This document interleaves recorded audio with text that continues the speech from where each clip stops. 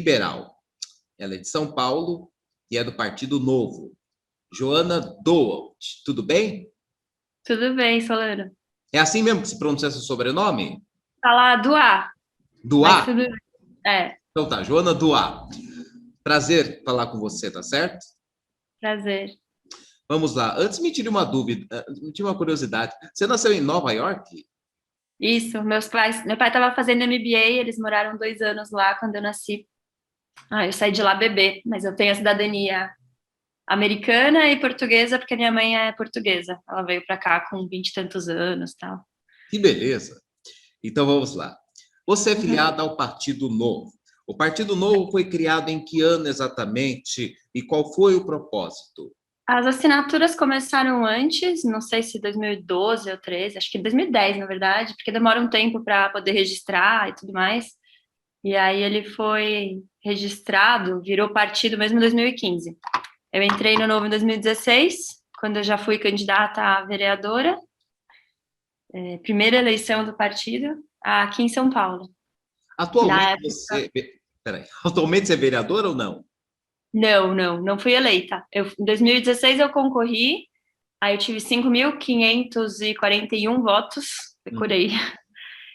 Fui a segunda mulher mais votada, logo depois da Janaína, que foi a eleita, que é a atual mandatária, foi reeleita agora. Hum, E em 2018 eu não concorri, ano passado eu concorri novamente, mas também não fui eleita. entendi. Tive 6.990, quase 7.000 votos, mas também não fui eleita. Tava Entendi. demais. Tá certo.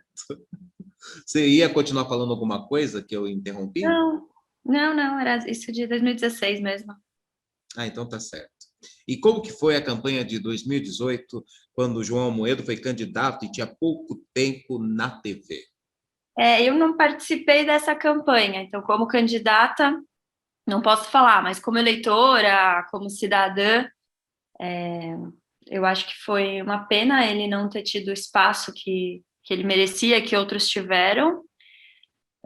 Nem não falo que teria sido eleito, nada, mas é um espaço para divulgar as ideias e para desmistificar um pouco a imagem que muita gente tem do liberalismo. Então, é uma pena.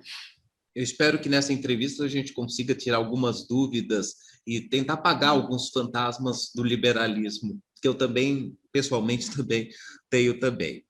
É, E quando foi que começou a divisão interna no Novo? Quando o partido foi fundado, em 2015, não existia o fenômeno Bolsonaro, né?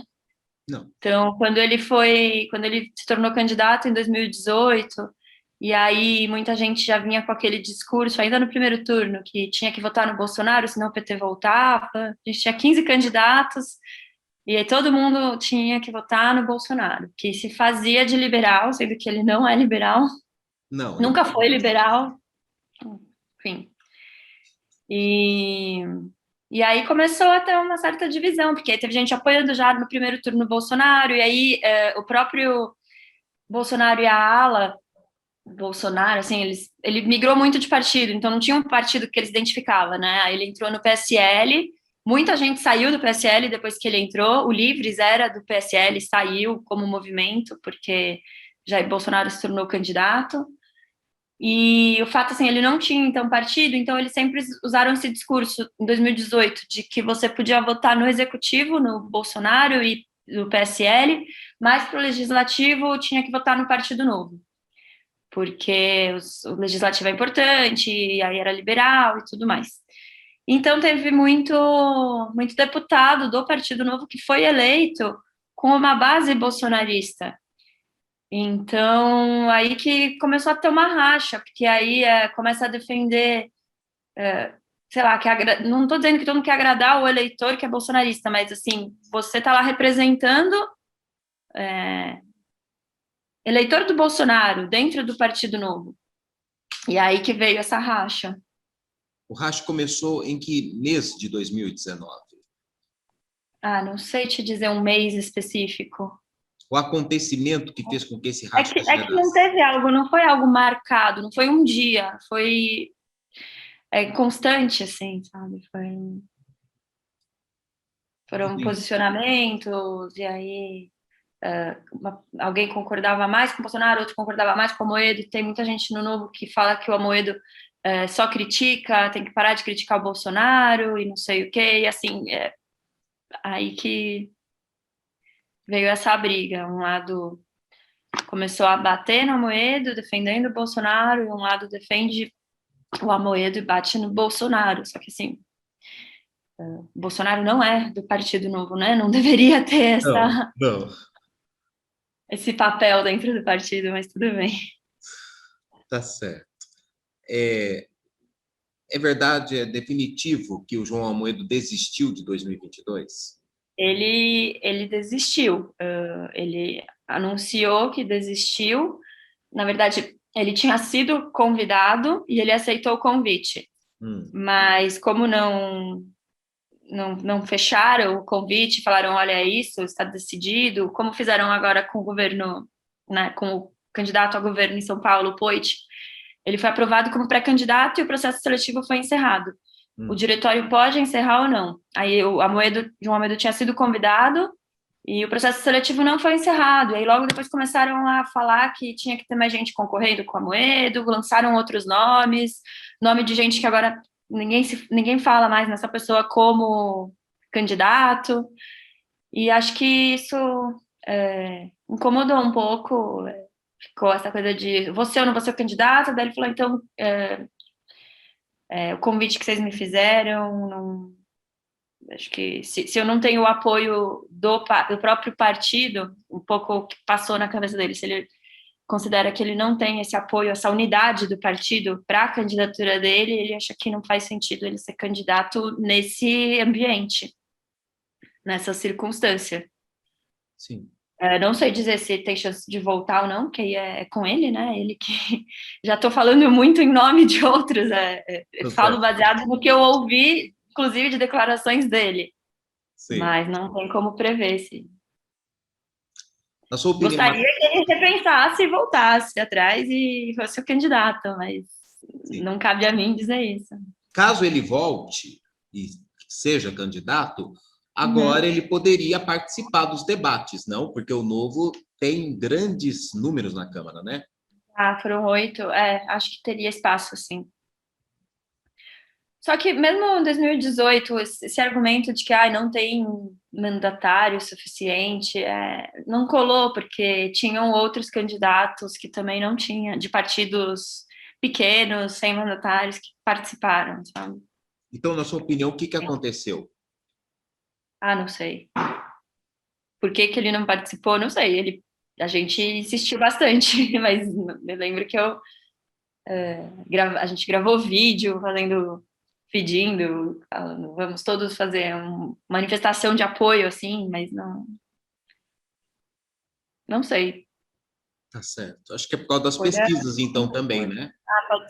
Pode ser. Não, talvez esse argumento de não ter mandatário, porque só tinha vereador, já tinha vereador, né? O Novo concorreu em 5 cidades em 2016, assim que foi lançado, foi criado como partido, e conseguiu eleger um vereador em 4. Então, assim, só não elegeu em Curitiba na época. Hoje já tem mandatários em Curitiba. Então, já tinha 4 vereadores, mas, assim, não tinha cargo de executivo, mas aí. Entendi. A terceira via, você acha que tem chances de crescer em cima do polo Bolsonaro e Lula? Eu acho que sim, porque eu acho que assim, a rejeição ao Bolsonaro é alta e a rejeição ao Lula é alta. Então, se de alguma forma conseguir romper esse discurso de que se você rejeita o Bolsonaro, você tem que votar no Lula, se você rejeita o Lula, você tem que votar no Bolsonaro, vai crescer essa terceira via. Não... Que poderia ser o Amoedo, né? Poderia. Poderia, mas não. Agora, então, vamos falar sobre o liberalismo, o neoliberalismo. Como tirar da ideia das pessoas que o neoliberalismo prejudica ou não gosta das pessoas pobres?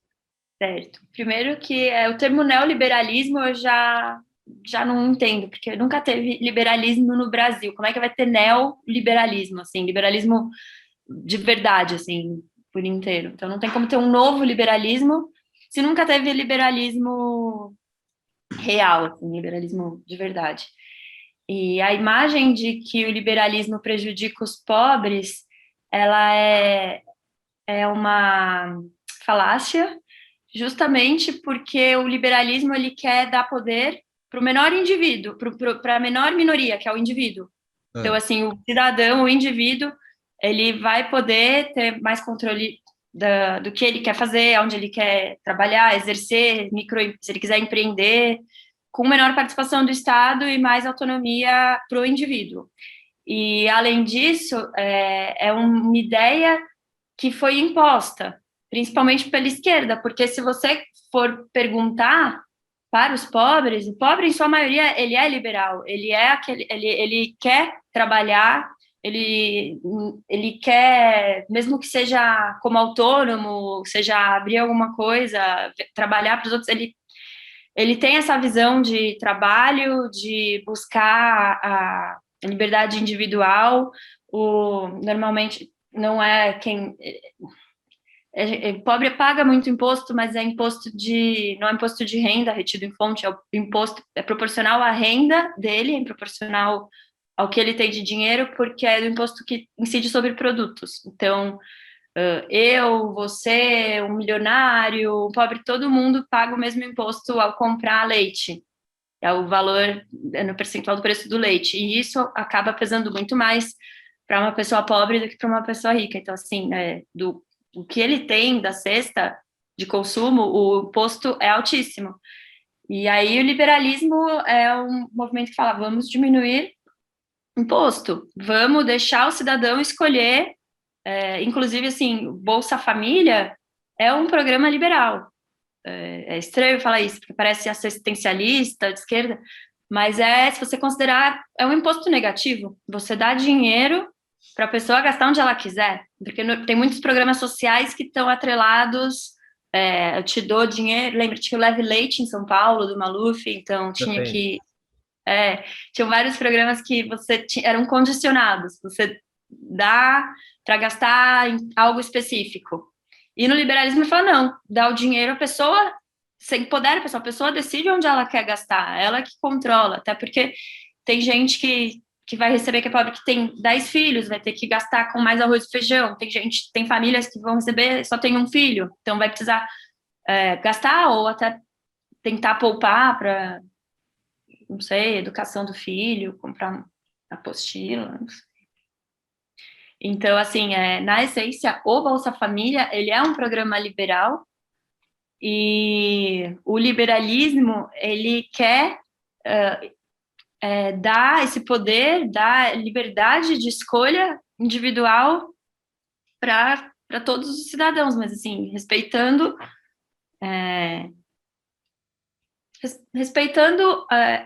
você não tem, por exemplo, quando essa visão de que o liberalismo prejudica o pobre é algo imposta por alguém que acha que sabe o que é melhor para o pobre do que o próprio pobre. No liberalismo, você vai ouvir o pobre, você fala, olha, o que você quer, o que você precisa. Se você for conversar, se você olhar as pesquisas, normalmente, quem tem uma consciência, uma preocupação maior com assistencialismo social e esquerda, assim, quer votar na esquerda, a gente chama de esquerda caviar, mas é uma classe mais abastada que talvez por um sentimento até de culpa fala, eu quero acha que está votando no que é essencialmente bom e no que se considera uma pessoa melhor por ser de esquerda. Isso que está errado, entende? Porque você pode ter uma preocupação com o social sendo liberal. Você pode falar, olha, a gente precisa mudar, ter novas formas. Ao invés de olhar e falar, vamos pegar a renda do rico e dar para o pobre, não é só uma distribuição. Vamos fazer o pobre ganhar mais, vamos fazer o pobre crescer, vamos fazer o pobre conseguir criar, gerar riqueza, criar, abrir negócio, porque aqui no Brasil a gente tem muitos entraves, muitas burocracias, tem muita interferência do Estado. É o famoso que muita gente fala aqui no Brasil, o Estado cria um problema para vender a solução. Então, assim, cartório, você precisa, tem várias regulações que você tem que fazer aquilo para depois alguém ganhar dinheiro em cima. Então, o que o liberalismo fala, né? É uma parte, né, do liberalismo, desburocratização, tirar esses entraves, excesso de regulamentação, para poder,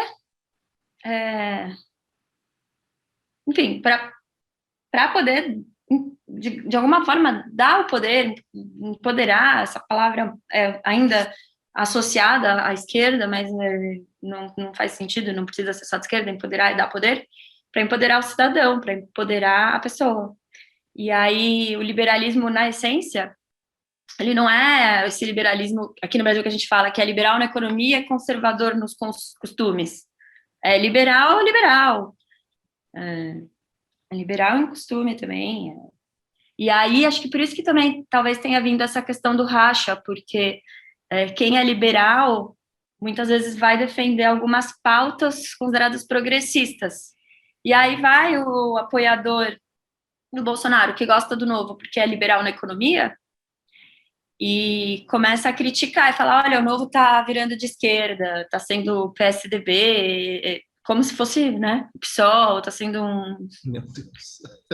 Não, como se o PSDB fosse É que eles falam, como se fosse enfim, Sim, comunista. sim. Ai, ai. Ah, duas Mas perguntas me surgiram ainda sobre o liberalismo. Mas tá. agora, deixa eu te perguntar, você falou do Bolsa Família. Muitas pessoas são favoráveis à renda Mínima. social, renda mínima universal. Qual que é a sua Uhum. opinião em relação a isso? Eu não me sinto capacitada para avaliar, porque é um programa que foi implementado em países nórdicos, né? Suécia, Dinamarca, não. Eu acho muito difícil eu dar uma opinião sobre algo que não veio para cá, não existe. Eu sei que tem muitos estudiosos disso. O próprio Eduardo Suplicy, ele fala bastante disso. Ele, desde que começou o mandato, desde que ele virou parlamentar, o projeto dele, qual é o renda mínima. E eu não sei, eu gosto de avaliar com base em resultados, dados, evidências. Então, eu não tenho esses dados suficientes para falar que daria certo ou não daria, mas, assim, na teoria, ele tem um viés liberal, sim.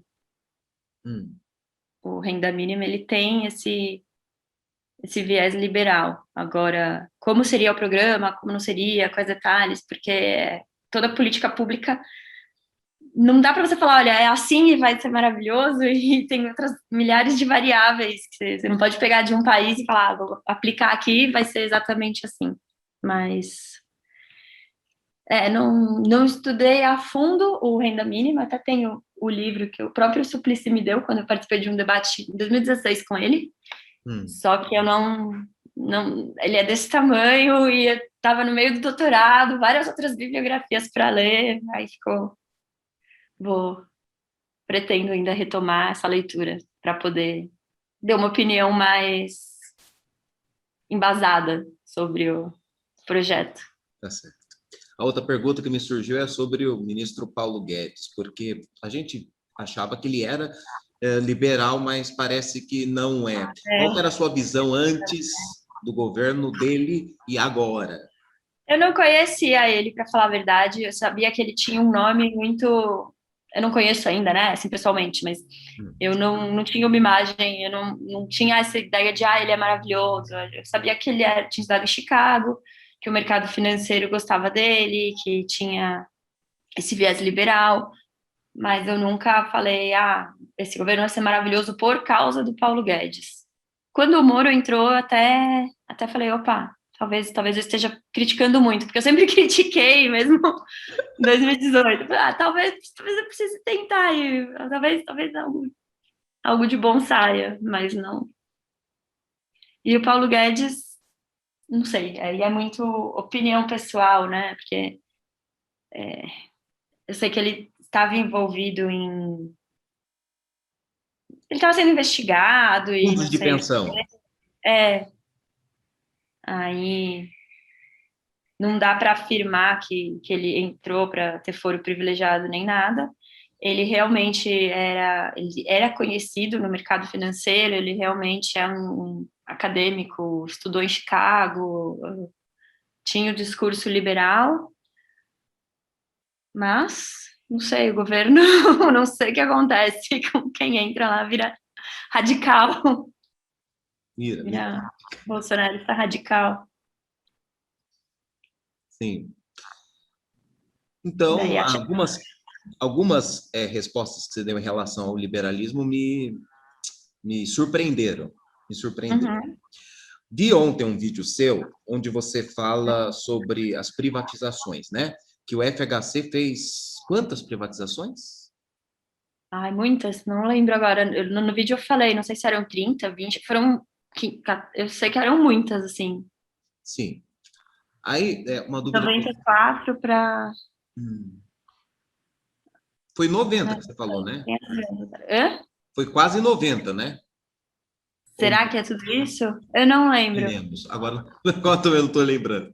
Mas você falou, por exemplo, dizem que foi muito bom das telecomunicações ter acontecido a privatização. Você acha que nós teríamos a internet do jeito que temos se não tivesse sido privatizada?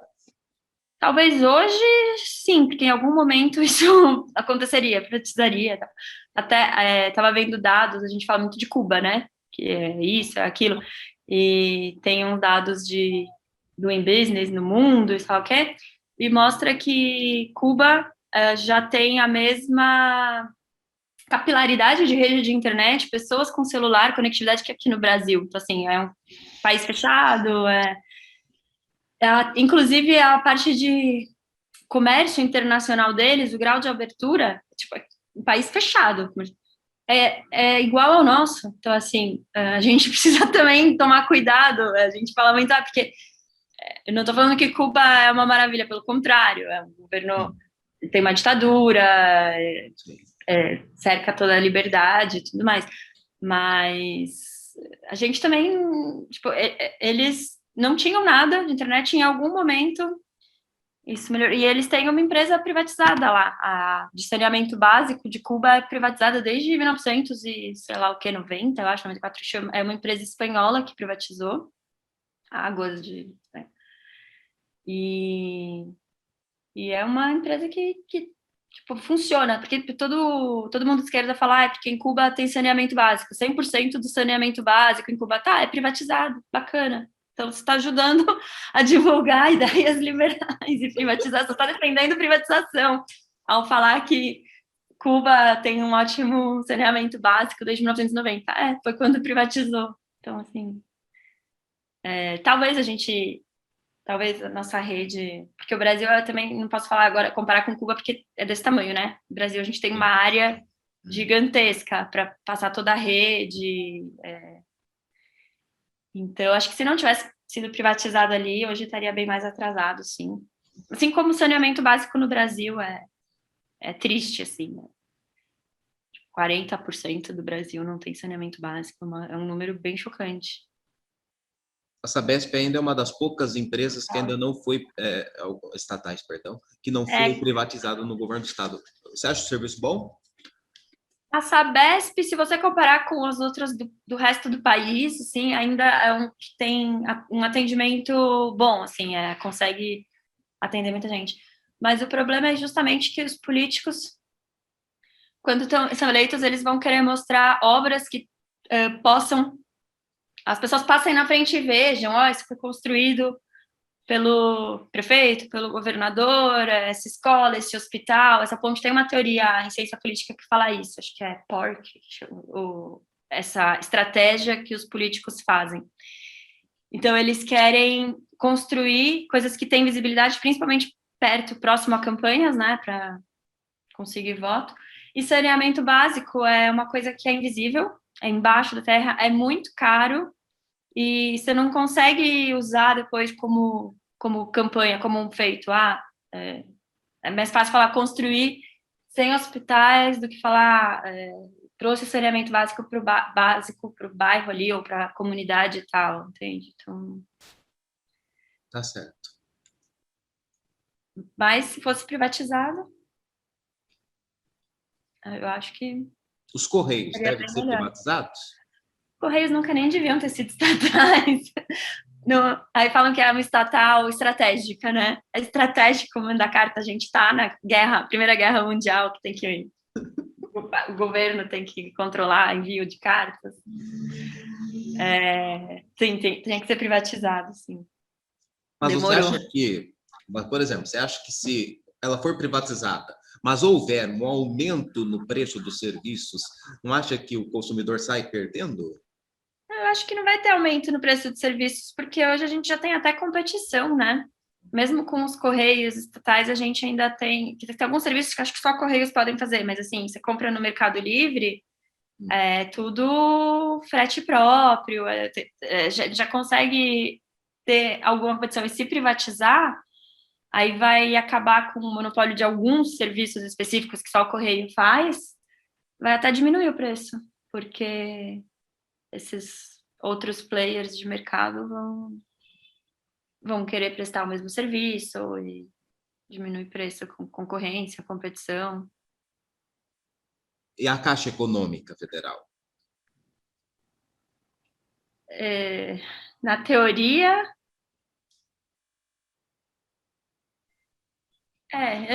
a Caixa eu não sei te dizer, porque banco... Na verdade, o setor bancário já é quase um oligopólio, né? Você tem poucos bancos agora que está abrindo um pouco mais, com fintech e tudo, mas é um setor que está em transformação. Tem muitos bancos, tem muitos países que têm bancos ainda estatais também, tudo mais, e só a folha salarial de funcionário público que a gente tem aqui no Brasil já mantém a Caixa.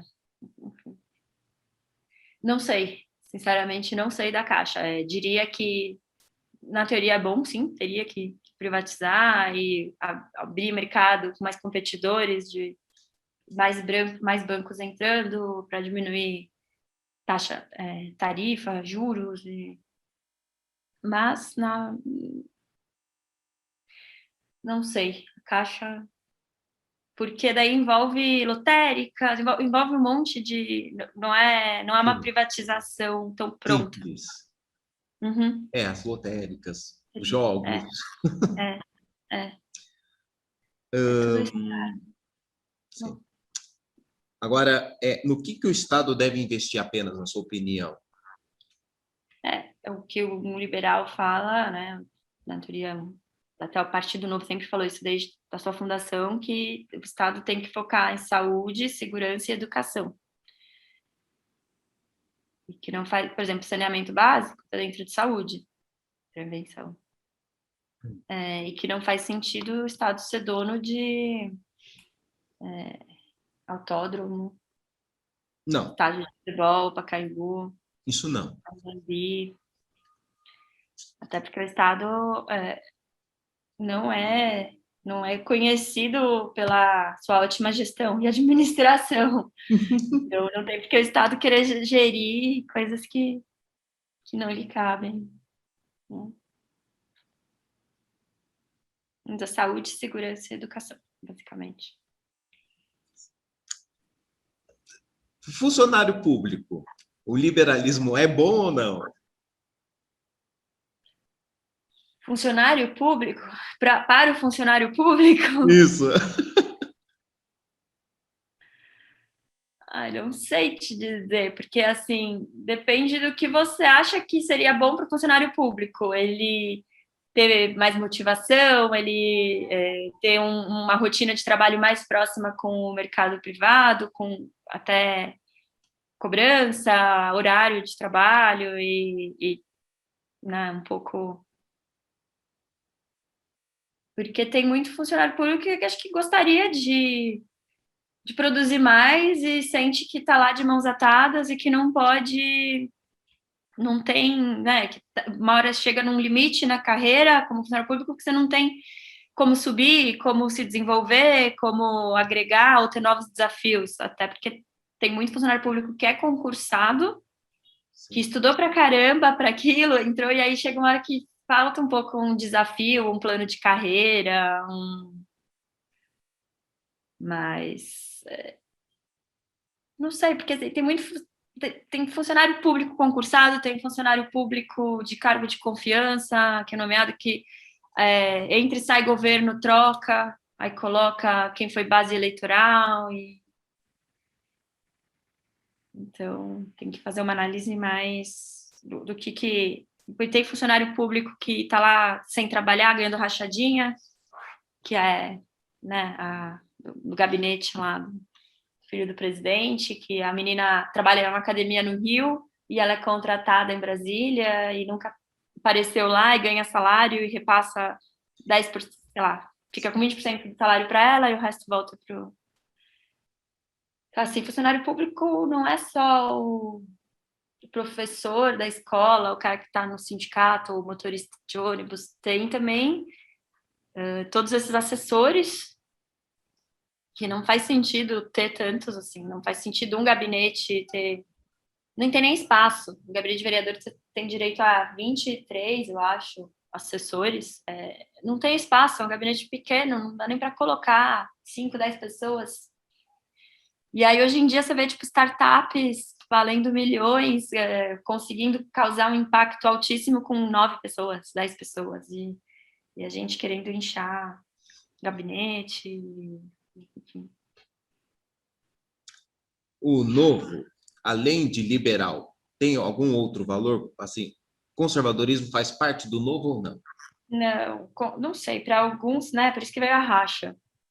O Novo, por exemplo, em assuntos que tem muito conservador que defende, assuntos que não são ligados à saúde, segurança e educação e não tão claramente definidos no estatuto, entre os valores e princípios, ele dá autonomia para o filiado, mandatário,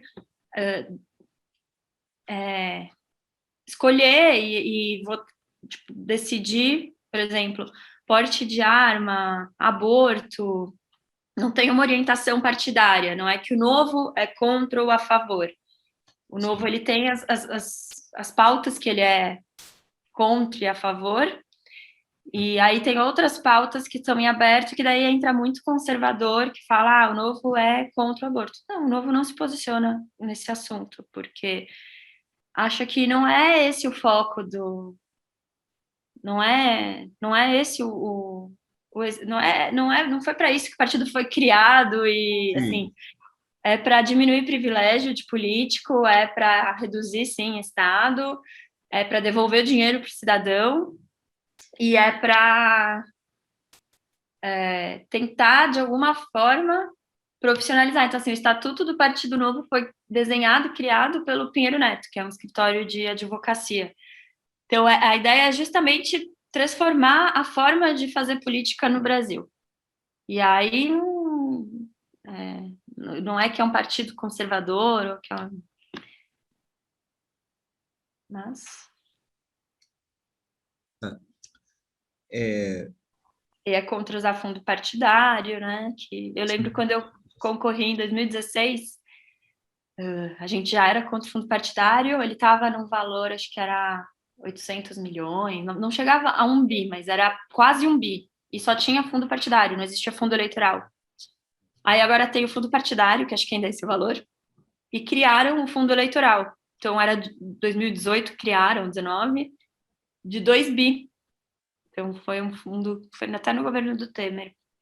Mas é que não foi o Temer, né? Não. É Congresso, mas assim, em 2019 criaram o fundo partidário com 2 bi, e agora vai para 6 bilhões, assim, é muito dinheiro, e é justamente onde a sociedade muda para uma forma totalmente oposta até. Você não precisa gastar tanto dinheiro para fazer campanha, porque é muito rede social, é muito outra forma de interação. Você não vai pagar propagandas, anúncios na TV, não sei, você não vai ficar imprimindo milhares de santinhos e distribuir, botar carro de som, assim, não é mais hoje o tipo de de campanha que não é a tendência para as futuras campanhas políticas, é algo já mais ultrapassado. Claro que ainda tem locais que o político quer ir lá, botar o carro de som, quer distribuir santinho, quer...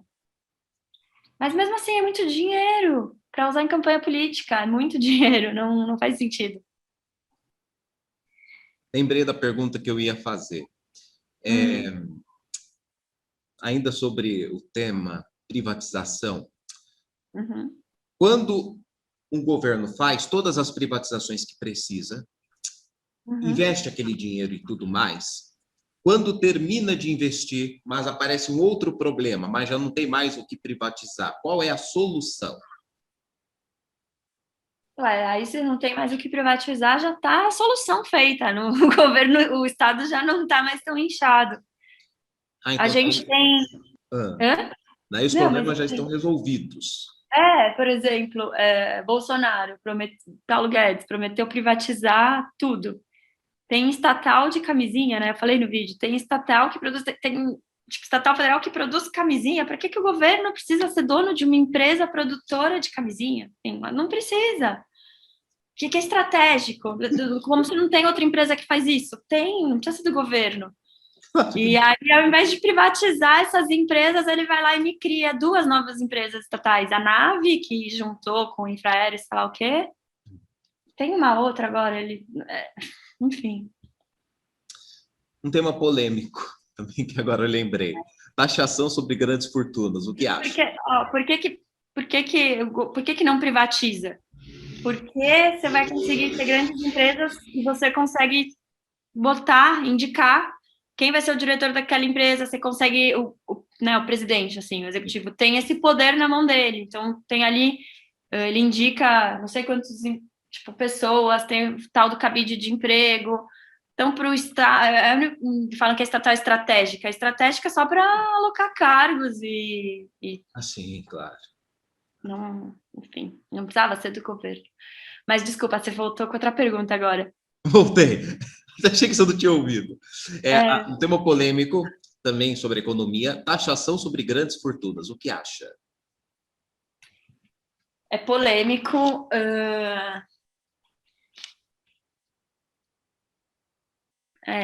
É polêmico. Eu acho que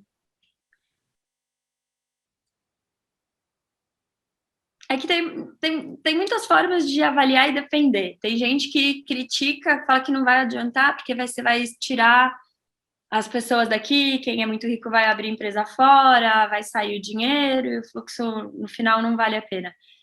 Mas do ponto de vista de justiça social, assim, porque o Brasil é um dos países que menos taxa as grandes fortunas. Exatamente. Mas, assim, eu não me sinto confortável em falar que eu sou a favor de aumentar imposto, aumentar de fortuna. Eu acho que, primeiro, daria para parar de aumentar gasto com... Poxa, se sobra 6 bilhões para usar em campanha política, quanto que viria da taxação de grande fortuna, sabe? Assim, não sei, eu acho que tem outros lugares para mexer na gestão antes de aumentar imposto. Mas eu não acho que assim, é um absurdo, eu sou totalmente contra, porque vai embora o dinheiro. Eu acho que assim, eu entendo a medida do ponto de vista de justiça social, até porque, como eu falei, justamente o pobre é quem paga mais imposto, porque o imposto hoje maior é sobre consumo. E tudo que a gente consome, a gente paga um imposto. Então, assim, proporcional para a renda do pobre, ele paga muito mais imposto do que o rico. Se você falar por mais que o imposto seja progressivo e tal, ainda se você comparar com outros países, 27% é alto, 30% é alto, mas em lugares que, tipo, Europa, até Estados Unidos, o imposto de grande fortuna é maior. Não só de grande fortuna, mas de herança. Nos Estados Unidos, o imposto sobre herança é altíssimo. Sim. E aqui depende do estado, acho que São Paulo é 4%. Então, talvez... o estado que faz isso também? Hã? Os estados podem fazer isso também? A tributação, quem tem a autonomia da tributação é estatal. Cada estado tem o seu percentual de cobrança de imposto. Achei que era só o governo federal que cuidasse Não, disso. porque tem imposto, por exemplo, o ICMS é estadual, tem vários impostos estaduais, e o de herança, imposto sobre herança é estadual também. Aí o de grande fortuna, se for lançado, seria federal. Mas eu acho que o orçamento, eu acho que o governo já ganha bastante dinheiro com impostos, e antes de aumentar imposto, assim, se falar, tem que aumentar imposto, talvez o primeiro imposto a ser aumentado deveria ser esse, de grande fortuna, mas eu nunca vou falar que eu sou a favor de aumentar imposto. Eu acho que não, não. Então, Ninguém gosta de imposto, na verdade. sempre tem outras formas. Sim. E vou citar alguns nomes que podem vir a ser candidatos a presidente, que você vai dar a sua opinião. Eu pus aqui o nome Certo. do presidente, mas ele dispensa comentários. O que você acharia de Danilo Gentili? Eu acho ele uma figura. Eu acho que tem carisma, ele é popular, ele seria um nome forte, assim. Agora, você pergunta se seria a minha primeira opção de voto, não seria, mas assim, entre ele e Bolsonaro, óbvio que ele, entre ele e Lula, óbvio que ele. Moro. E acho que ele tem uns posicionamentos que eu gosto, que eu falo, pô, ele manda bem e tal, né? E assim, ele é humorista, então tem tudo aquilo, mas ele é um humorista longe de ser um tiririca. Ele sempre foi um humorista com umas sacadas mais inteligentes e uns posicionamentos bacanas, assim. Sim. Sérgio Moro. Eu gosto do Moro, mas já gostei mais ele ter entrado no governo, ter falado que não ia participar, e aí ele já assumiu como ministro, depois sair da forma que saiu, e não sei, assim, Ele chegou a dizer que não participaria? Antes de ser, em 2017, 18, antes da campanha do Bolsonaro, ele falou que ele não tinha pretensão de ter vida pública na política, de ter um cargo político e tal. E aí ele assumiu, mas quando ele assumiu, eu ainda falei, pô, bacana, porque eu gostava, assim, gosto. Mas eu acho que para ele pegou mal, porque daí ele se associou ao bolsonarismo. Então, assim, quem já tinha essas ideias de que ele perseguia o Lula, não sei o quê, aí fala, tá vendo? Ele tá junto com o Bolsonaro, não sei o quê. Sim. E acho que ele também se queimou com quem é bolsonarista, porque a forma que ele saiu, então todo mundo falou, ele foi um traidor, aquelas histórias malucas dos apoiadores do presidente, que eu não consigo não consigo entender e justificar, não consigo usar como argumento isso, porque repete tudo que o presidente ou os filhos dele falam. Então, as pessoas repetem e esse é o argumento. Ciro Gomes. O Ciro, ele se coloca como intelectual, ele estudou mais do que muitos, mas ele tem umas ideias que você olha e fala, não, como assim? Quando ele, por exemplo, em 2018, o negócio de limpar nome de todo mundo no Serasa, uma coisa assim, não dá, como assim? Não sei, tem umas ideias que meio conflitantes com o que ele quer como candidato, como a imagem dele de, eu sou um cara intelectual, só que tem vários momentos que ele mostra um lado mais, eu enxergo desse jeito, um lado mais coronel, um lado mais... Difícil. É, mas assim, e ele é mais de esquerda, ele está num espectro mais à esquerda do que o meu, ideologicamente, Sim. mas Ele se diz Mas progressista. é um cara, mas é um cara que se mostra razoável, não é um esquerda tipo um Lula, não é? Ele é esquerda, não concordo com as ideias dele, com várias propostas. Ele tem os momentos mais autoritários, mesmo mais coronel, mas ele tenta passar uma imagem de não tanto quanto o Haddad, né, mas de um pouco mais intelectual, de estudioso e tal. Sim. Marina Silva. A Marina Silva, ela ela tem essa imagem de que ela fica muito apagada e de repente ela volta com o nome em eleições e tudo mais. Eu acho bacana a preocupação com sustentabilidade, mas eu acho que não pode ser a principal bandeira para um presidente, entendeu? Para o executivo. Eu acho que é importante, é um assunto que tem que ser levado em conta, mas não pode ser o único. Então, se você me pergunta dela, a única coisa que eu sei, a imagem que eu tenho dela, eu associo ela a sustentabilidade, meio ambiente. Não estou falando que eu sou contra, mas eu acho que na hora que eu vou escolher um presidente, eu quero saber opiniões sobre outras coisas, sabe? Eu quero posicionamentos e firmezas em vários assuntos do executivo e, assim, dela eu só consigo saber as posições relacionadas a esse espectro mais de sustentabilidade e ambiente. João Dória. O João Dória, votei nele, né? Eu já gostei dele, mas ele é bem marqueteiro, assim, ele faz as coisas para mostrar resultado e quer mostrar resultado a qualquer custo, mas ele está fazendo um governo bom até, eu acho, e ele conseguiu apoio de muita gente de esquerda pelo fato das vacinas, ele bater no Bolsonaro, só que agora ele bate no Bolsonaro e, assim, 2 anos ele estava lá, Bolsodória, né? Tipo, acelera, Bolsodória. Então, assim, ele vai fazer o que precisar para ele ser eleito. Ele pode, se ele gosta do Bolsonaro, não importa. O Bolsonaro que vai me eleger é Bolsodória. O que vai me eleger agora é vacina, é bater no Bolsonaro. Vou bater no Bolsonaro, vou fazer vacina. Então, fica um pouco um personagem. Ele é um pouco caricaturado, assim. Fica como se ele não fosse uma pessoa com palavra. Como se, assim, você não sabe se dá mesmo para esperar o que, né, se o que ele fala em campanha ele vai cumprir, vai prometer, parece que. Todas seriam opções de nomes para a terceira via, né? Sim. Você está lançando. Exatamente. Mas, sei lá, a terceira via, não sendo Lula, não sendo Bolsonaro. Tá certo.